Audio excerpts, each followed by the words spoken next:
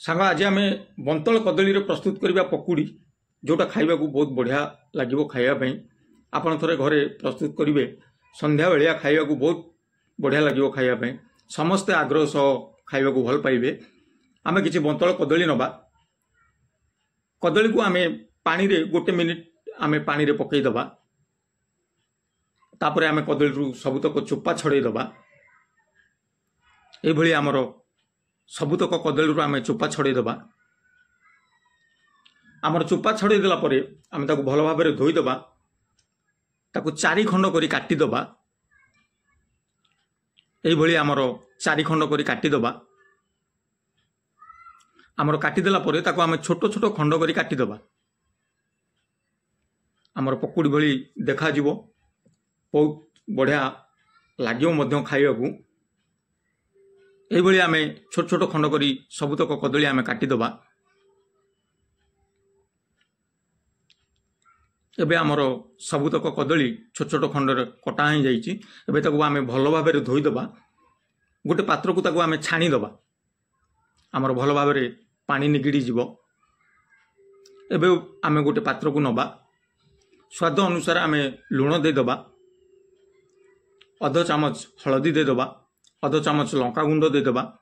ताको आम भल भाव में मिसईदबा आमर हलदी लंका गुंड भल भाव में मिसीगला आम किसी कंचा लंका नबा ताकू मध्य छोट छोट काटिकी आम कदली रे देदबा किसी भूसंग पत्र नबा ताकू मध्य देदबा बहुत बढ़िया बास्ना आसीबो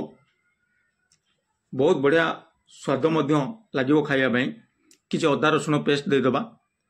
कॉर्नफ्लोर पाउडर अध चामच आम देदबा गोटे चामच बेसन देदबा ताकू आम भल भाव में मिसईदबा एबे आमर कदली सहित बेसन भल भाव में मिसी जाइए। एबे आम तेल गरम करबा आमर तेल गरम हो गला परे आम कदली को पकुड़ी भली छाणीबा एबे आमर भल भाव में तेल गरम हो जाइए। एबे आम पकुड़ी प्रस्तुत करबा 3-4 मिनिट आम भल भाव में पकुड़ी को छाणीबा नेउटो पाउटो करी आम भल भाव में पकुड़ी छाणी नबा आमर कदली भल भाव में सीझीजिवो बहुत झणझणिया रहिबो एवं बहुत मुसमुस लगे खाइबा आपण थरे घरे प्रस्तुत करेंगे संध्या बेलिया खाइबे प्राय समस्ते भल पाइबे खाइबा बहुत बढ़िया कलर मध्य आसीजिवो। एबे आमर कदली रे प्रस्तुत हो जाइए पकुड़ी बहुत झणझण रहिबो एवं बहुत मुसमुस लगे खाइबा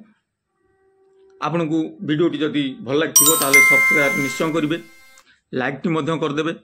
एबे आमर बंतल कदली रे प्रस्तुत हो जाइए पकुड़ी।